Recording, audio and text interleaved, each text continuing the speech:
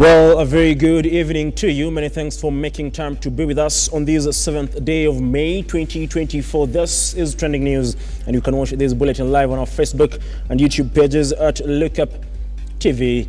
We start with matters of climate and environment. Climate change and forestry CS Tuya has said that the plan to plant 15 billion trees is the surest way to combat climate crisis that has reached catastrophic levels in the country. The CS also noted that the emergency response measures to deal with the heavy rains are short-term measures, urging Kenyans to unite and ensure restoration of degraded forests, wetlands and riparian land. Anybody did doubt that we are in a catastrophic position with regard to the climate change crisis, I think this is a time that no one needs convincing. Tuko na shida ya climate change katika mikono yetu, na tunapoendelea kusimama na Wakenya ambao wako na shida, ni wakati pia ya kujifikiria kama nchi. Jukumu letu, jukumu la kila mmoja wetu, ya kwanza ni kuhakikisha tupunguze uharibifu ya mazingira yetu. Baada ya kupunguza na kuondoa kabisa uharibifu wa mazingira, ni kuomba ya kwamba wakati msimu wa huu mvua unaendelea, the meteorology department is under my ministry and we are observing the weather conditions very keenly, and we are very hopeful that the extremes are going to subside in the near future. As these extremes subside, I want to call on Kenyans. The emergency response measures are short term, but the long term that will make sure that we don't go back to these catastrophic levels is to ensure restoration of our degraded ecosystems, to ensure we restore our degraded forests, our wetlands, our riparian areas, our water towers. And our plan to plant 15 billion trees is the easiest responsibility that we can do, even to stand in solidarity with the Kenyans that have lost their lives. It is a way of standing with the Kenyans who are suffering at the moment, and to make sure that going forward, the floods, the droughts will not hit us to the levels we are seeing today. Now, over 2,000 families in Kirinyaga County have been forced to vacate their homes due to the raging floods occasioned by heavy rainfall. According to Kirinyaga County Commissioner Hussein Halaso, residents living in flood-prone areas in Mwea have been asked to relocate to higher grounds for safety.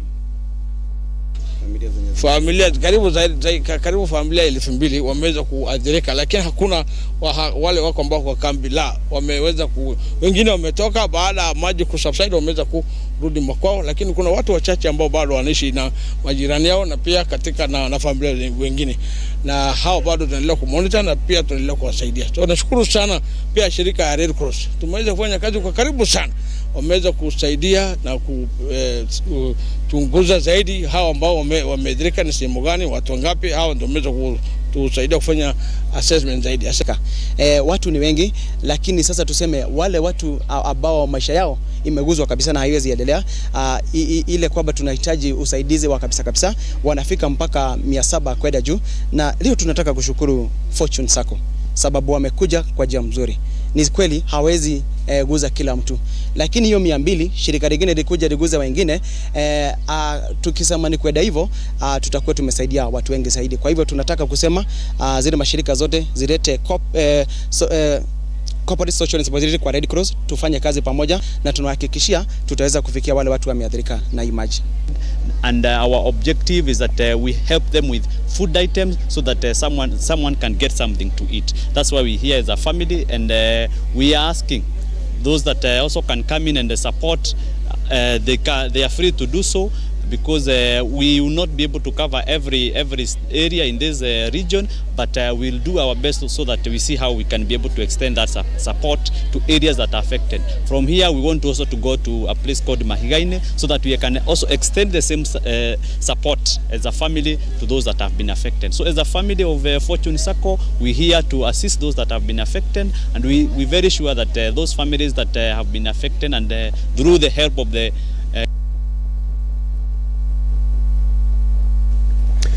Now, the National Assembly Committee on Mining convened a meeting with miners in Ikolomani constituency to seek their input on the proposed mining bill of 2023. The aim of the meeting was to gather feedback before making amendments that would regulate how mining regulatory authorities operate and enact laws to support miners in the industry. Now, chaired by David Gikaria, the Member of Parliament for Nakuru Town East, the committee listened to the concerns raised by the miners on the need for infrastructure development for mineral research in the region. Kweli hakuna sheria ambayo inaongea kuhusu gold processing in this region other than South Africa. Kwa hivyo ukikosa kotini hakuna korti unaweza enda. Mpaka South Africa ukikosa huko umesikia mpaka Britain. Sasa huko utafika saa ngapi? Hata mambo ya kuanza kuraise pesa ya ndege. So kuna wale vijana wanakufa, kuna wamama wanakufa pale, mambo ya insurance. I think it is important for us to address the insurance issues that we will. Yule mgeni amekuja na pesa yake mingi, tunamuongezea mingi kutoka kwa rasilimali yetu. Then what happens to him? Akishaondoka hajengi hata shule, hafanyi hata chochote. So there's a corporate social responsibility. Ni lazima tuanze kuengage our investors wanapokuja. Utasomesha watoto wangapi? Utajenga shule ngapi? Barabara umeiharibu na matinga yako. It is a constitutional issue under Schedule 4. We alipewa government ikapewa this function, county ikapewa this function.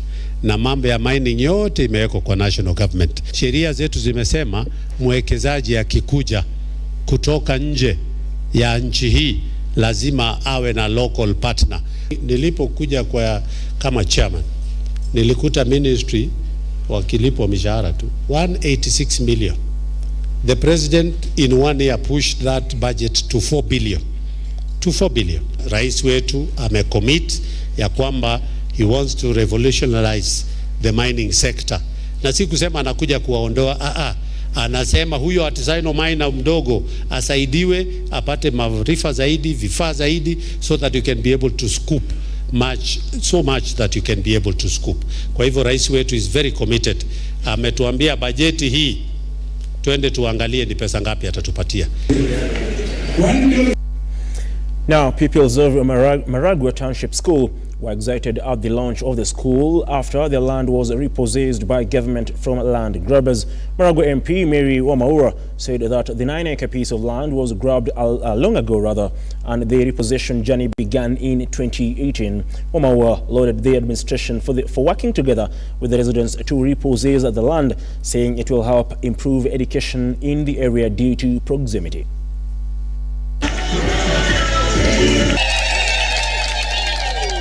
Shule kuku msituni, lakini tunafurahia maana tuko karibu na town. Wale walikuwa naenda mbali kwa mbali, sasa tunasherekea na tunafurahia. Na tunaomba iendelee, tuweze kutengenezewa yani from stand 2, 3, 4. Pia wale wengine wanaenda mbali waweze kukaribia karibu. Wazazi hatuwezi kufaulu bila nyinyi. Nyinyi ni watu wa maana sana. Kwa hivyo msituachilie. So the entire community muwe na sisi. Na hii shule itakuwa katika kubukubu ya dunia. Na kiwanja hii tulikuwa tunaona tukipigania na irudi mikononi kulingana na map inasema ni ya primary school, itatuwezesha kuwa na secondary kwa sababu eka 9 iko sawa kugawa kiwanja moja ni ya primary na hiyo ingine ikuwe ya secondary, ndio kulingana na policy ya serikali ya kuwezesha watoto wapate nafasi ya kufikia masomo na kuwa na mashule karibu, ndio at least itimike. Now, finally, stakeholders in the production, sale and consumption of tobacco products called for differentiation in regulation, since some smoking products have been proved to be harmless, unlike the combustible cigarette. In a public participation forum at the Kenya School of Government in Embu, these stakeholders gave their views on the proposed changes by the Ministry of Health to reduce its consumption. Today, we have had a very successful function on public participation for traffic health warnings, which have been newly developed so that they could align with the market. You appreciate for the longest we have had just a traditional tobacco products. Now we have novel nicotine and other emerging products. So therefore, there was a need to ensure that we develop graphic health warnings which could be applied to both the traditional cigarette products and the new products which are emerging in the market. The Tobacco Control Act 2007, together with the Tobacco Control Regulation, requires that all labeling and packaging should bear the graphic health warning. And in the schedules, we have texts which are supposed to be put on all the tobacco products. And those text warnings are usually accompanied by the pictorials, and that's now what we are calling the graphic health warnings. Therefore, after we developed this, it is a requirement by law, by constitution, Article 10, that we need to subject it to a public participation. And on the 16th of last month, we advertised that we are in the process. We have now have draft graphic health warnings, and we asked members of the public, Wanjiko, to have a look at those graphic health warnings, and so that they could give us a feedback. Some of what we are trying to say is that we must continue preaching the message of harm reduction, and as a country, we must review our Tobacco Control Act to reflect harm reduction strategies, simply because Kenya is a member of WHO's FCTC, which defines tobacco control as a range of supply, demand, and harm reduction strategies. Well, that story wraps up our bulletin at this particular moment in time, but you can visit our website www.lookuptv.co.ke just to get an overview of the stories making headlines, not only in the country, but as well across the borders. Be sure to join us at 7 p.m. and of course at 9 on The Bottom Line with Brian Amoya, just to get an update of the stories making headlines across the country. Of course, top on the list is the issue of flooding, as well as the doctors were still on strike, it being day 55 since they downed their tools. Until then, do have yourself a wonderful evening, and like always, God bless.